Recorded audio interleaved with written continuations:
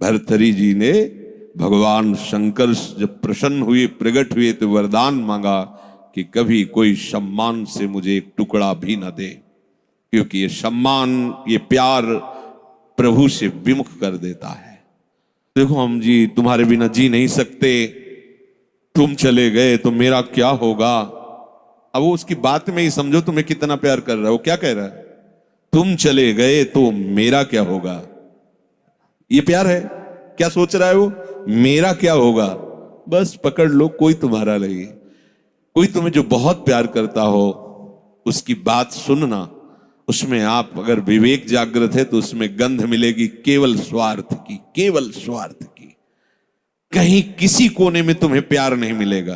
पूरी प्यार की जो स्वांग भरी वृत्ति है उसमें केवल स्वार्थ नृत्य कर रहा होगा, केवल वासना नृत्य कर रही होगी, केवल कामना का तांडव होगा। बस विवेक से देखना, अगर विवेक नहीं तो सब फंसे हुए तो उसी में है। प्रभु कह रहे हैं कि जब साधक भगवद आश्रय नहीं लेता तो कहीं ना कहीं उसके हृदय में भोक्ताव करता भाव बना रहता है, या अहंकार के कारण। फिर वो विषयों का चिंतन करता है। बहुत ध्यान देने योग्य बात है। विषयों का भोग तो बाद की बात है, हमारी दुर्गति का प्रधान कारण विषय चिंतन है। इसीलिए भगवान ने कहा है कि जो मेरा चिंतन करता है निरंतर, उसके लिए मैं सुलभ हो जाता हूं।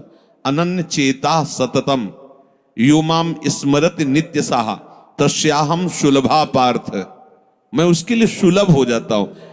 अब यहां ध्यान देना है कि विषय क्रिया नहीं हुई, लेकिन केवल चिंतन आपके हृदय को बर्बाद कर देगा। इसलिए कहा गया कि एक क्षण भी भगवत चिंतन छूटा तो हानि हो गई। ऐसे संस्कार गलत अंदर डाल देगा, वो जलाते रहेंगे। मन जो है ना, ऐसी स्थिति पैदा कर देगा कि ये ज्ञान विज्ञान आपकी समझ में ही नहीं आएगा। ध्यायतु विषयान पुंसः, प्रभु का आश्रय ना लेने के कारण, प्रभु के परायण ना होने के कारण, निरंतर भगवत चिंतन ना होने के कारण जो अंतर होता है वो विषय चिंतन होता है। ध्यान देना, दीर्घकाल निरंतर सत्कार सेवितो दृढ़ भूमि। जब दीर्घकाल तक निरंतर भगवत चिंतन का अभ्यास किया जाता है तो दृढ़ भूमि वो इतना पक्का हो जाता है कि फिर आप छोड़ना भी चाहो तो नहीं छोड़ सकते। जैसे विषयी पुरुष भले कहीं भागवतिक स्थान में भी बैठा हो पर वो अपना ही दृश्य देखेगा, अपना ही चिंतन करेगा। ऐसे भागवतिक पुरुष भले ही वो विषय प्रपंच में बैठा हो लेकिन वो अपना ही दृश्य देखेगा, अपना ही चिंतन करेगा। तो जो भगवत परायण नहीं होते, प्रभु का निरंतर चिंतन नहीं करते, उनका विषय चिंतन ही होता है।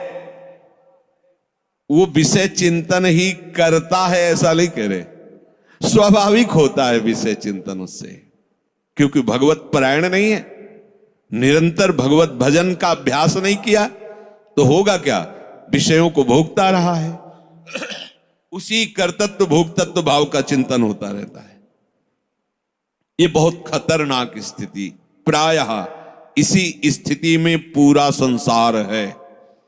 बैठे बैठे बस वही चल रहा है, ये किया वो करूंगा, ऐसा बना लिया वैसा बना लूंगा, अब इतना ऐसा हो जाए फिर वैसा हो, और ये सब का सोचते सोचते काल आ गया, मृत्यु, शरीर छूटा।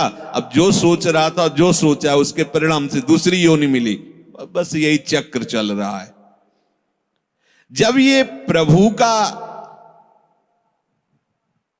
चिंतन करता है तो संसार का चिंतन जो स्वाभाविक होता रहता था अब हो तो रहा है। देखो ना, जैसे हम नाम जप करते हैं, भगवत चिंतन की चेष्टा करते हैं तो बड़ी जोर से गंदगी आती है। ये सबका अनुभव है जो भजन करते हैं, बड़ी जोर से, जैसे कि दरिया में उफान आ गया हो। एक से एक गंदी से गंदी, मतलब जो आप को भी लगेगा कि यार ऐसी बात कैसे हो सकती है, बिल्कुल घृणित। वो आराध्य देव पर घृणित भाव, वो अपने गुरुदेव पर घृणित भाव, वो वो कुछ भी डरना नहीं, तो समझना ये आपके हृदय। तो आपको लगेगा कि कितना नीच हूं, कितना गंदा हूं, क्या क्या सोच रहा हूं, कैसे, मतलब कुछ नहीं, समझना बिल्कुल तटस्थ भूमिका होनी चाहिए। मैं थोड़ी सोच रहा हूं ये सब गंदे नाली के कीड़े की तरह मन इंद्रिया भोगों में रहे, अभी गंदगी फेंक रहे, बिल्कुल तटस्थ। अरे मैं प्रियाजू के लिए क्या सोच रहा हूं, मैं लालजू के लिए क्या सोच रहा हूं, और मैं गुरुदेव के लिए क्या बिल्कुल नहीं। ये बेईमान लोग हैं, ये हमको भयभीत करेंगे, हमारी निष्ठा बिगाड़ेंगे, हमारा भाव बिगाड़ेंगे, बिल्कुल नहीं मानना। ये हम बहुत खूब अनुभूत सोची समझी बात कह रहे, खूब साधकों से मिली हुई बात। ये अपने आराध्य देव पर ही गलत भाव कर लेगा, ये अपने गुरुदेव पर भी गलत भाव कर लेगा।